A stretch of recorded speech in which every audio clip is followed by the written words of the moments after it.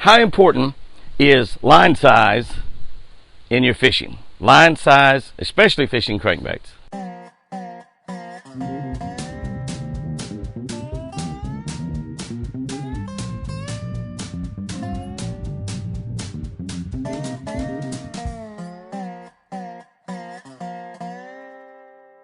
Good morning, guys and girls. It's going to be a beautiful day, but it is a cold, cold morning. And we're finally down to the time of the year where we're not going to have too many of these beautiful days left where it gets up above 70 degrees.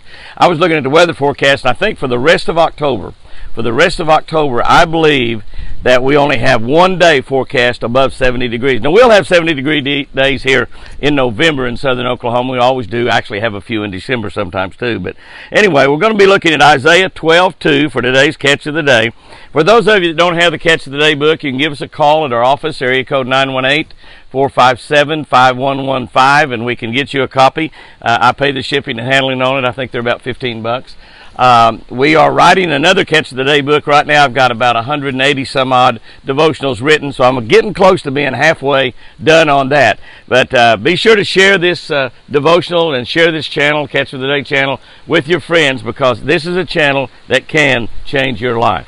Looking this morning at Isaiah 12:2, God is the one who saves me. I will trust Him and not be afraid. Ooh, ooh, ooh. How does that hit in 2020 with the virus running around, the elections, both sides thinking the other side's going to destroy the world, and they may be right. I don't know. But anyway, God is in control, and God is the one who saves me.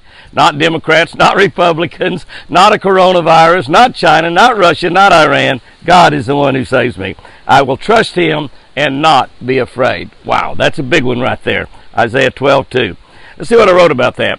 As hook manufacturers have developed sharper and sharper hooks, I've begun to use smaller hooks in my worm fishing. I've moved down more than one hook size.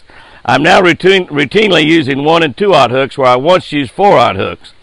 I've learned to trust those smaller, sharper hooks. I learned that trust by trying them out and catching bass on them, finding out they worked really, really well. I've caught a lot of bass, a lot of big bass on those little small hooks. Obviously, the smaller hooks give the worms better action, and it produces more strikes. Better action, more strikes. That's what we're all looking for in fishing. Better action, more strikes. Now, just kind of remember, don't automatically go to smaller hooks just because we got sharper and sharper hooks nowadays. And one of the reasons is you really determine your hook size, particularly when fishing soft plastics, by the diameter of the worm. So how big around the worm is. The bigger the diameter, the bigger worm hook you're going to have to use. The same thing on little creature baits and craws and things like that. And the other thing you got to think about in that is the length. Some of them are relatively short, so you're going to have to move down to a 1 or 2/0 hook. You got a little bit of a problem there because some of them are fat and short. No, I'm not going to say that. Some of them are fat and short. But you're going to move down to a smaller hook. You're not going to have enough bite left in that hook.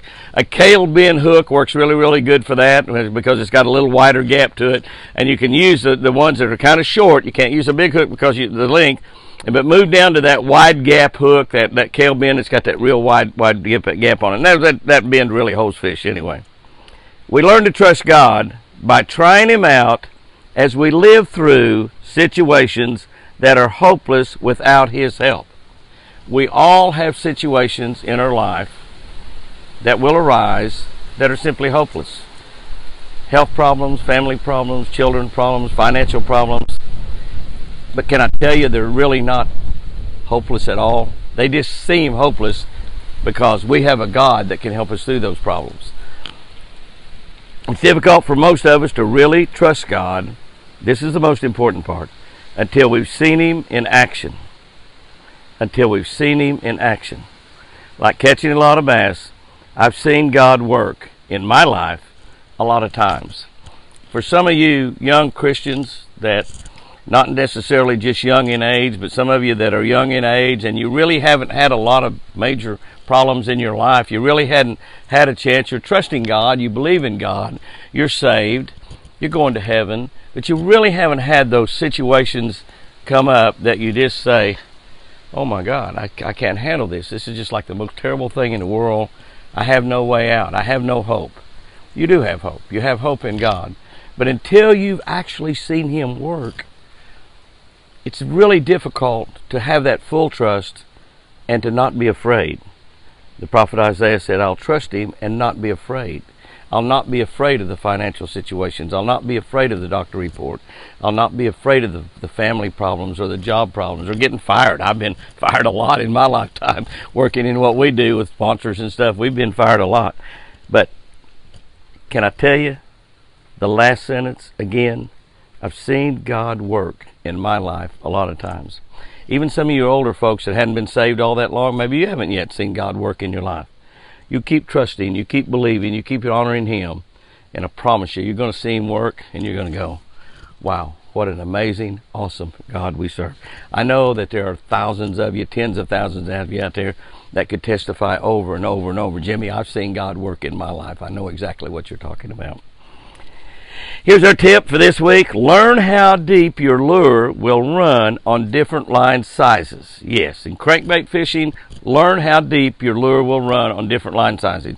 It's going to run deeper the lighter the line you have. So if you've got a favorite bait, like, you know, y'all probably know, mine is a Lucky Strike American Original Deep Smoothie. I like the shallow smoothies, and I like them in various sizes, but that little small one, that American Original Deep Smoothie, is just a dynamite fish catching lure.